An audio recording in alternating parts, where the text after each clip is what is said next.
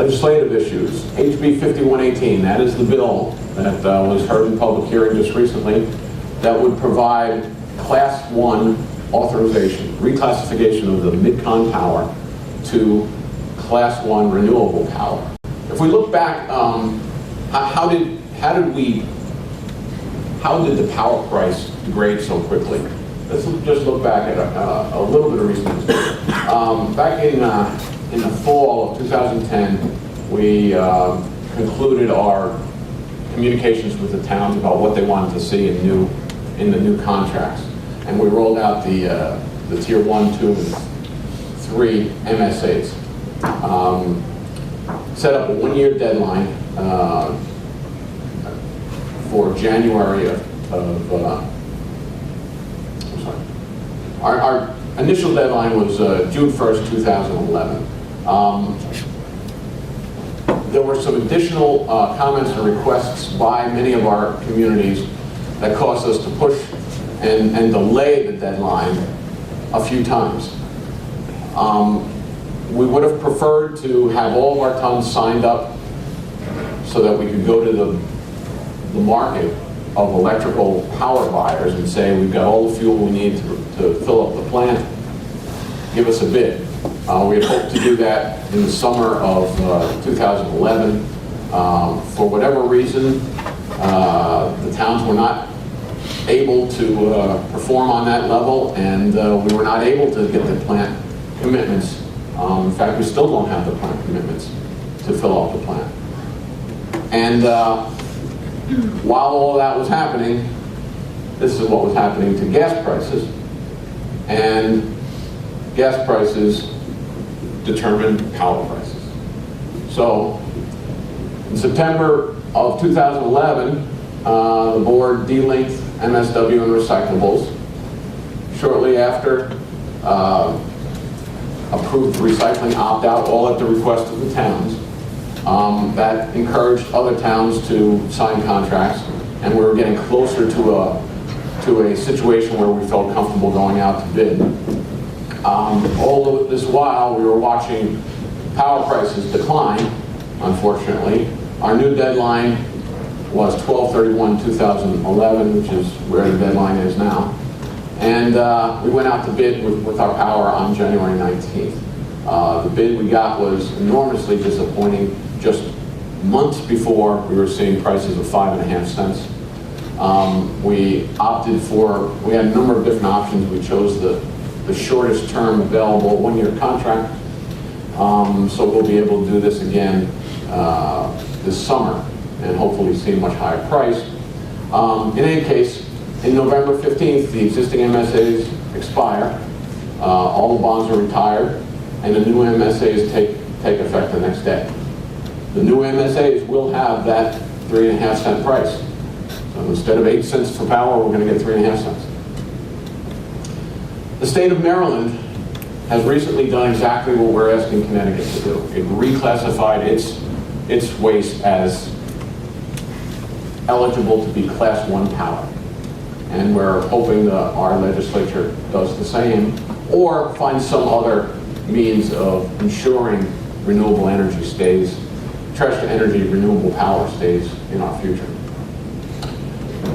HB 5118 is worth $14 to $22 million, depending on the price of those Class 1 RECs, or $19 to $30 per ton.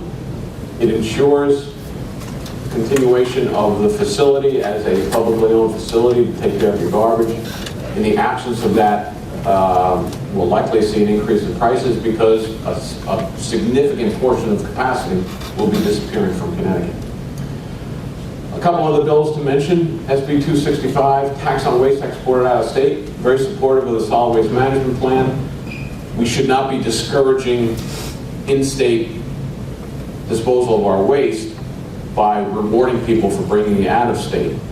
Right now, that's exactly what we do. We tax $1.50 a ton the waste disposed of at in-state trash to energy plants, and we excuse the state. We excuse the tons that exit the state from that tax. SB 89 would create a manufacturer-funded recycling system. primarily for mattresses. This is the extended producer responsibility concept, which we have in bottles and cans, paint, electronics, and soon we hope mattresses. CRA helped launch this initiative with the products, with some, I forget the name of the Washington outfit. We believe CRA provides a good foundation for extended producer responsibility implementation. As we embrace this means of controlling our waste costs, essentially recognizing the full cost of disposal should be part of your purchase price. When you buy something, you should be paying for the eventual disposal of it. On governance, subject to discussion last year, significant discussion. There are a couple of different options out there. We'll get into it. One of the things that I think everybody agrees we want to do is make the board a little bit bigger, include more municipal officials, reduce the cutoff between large and small towns from 50,000 to 30,000.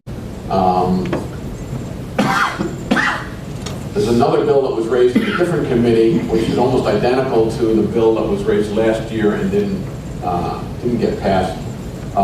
Once again, we think that's a placeholder for an eventual governance consensus bill that we hope will be adopted.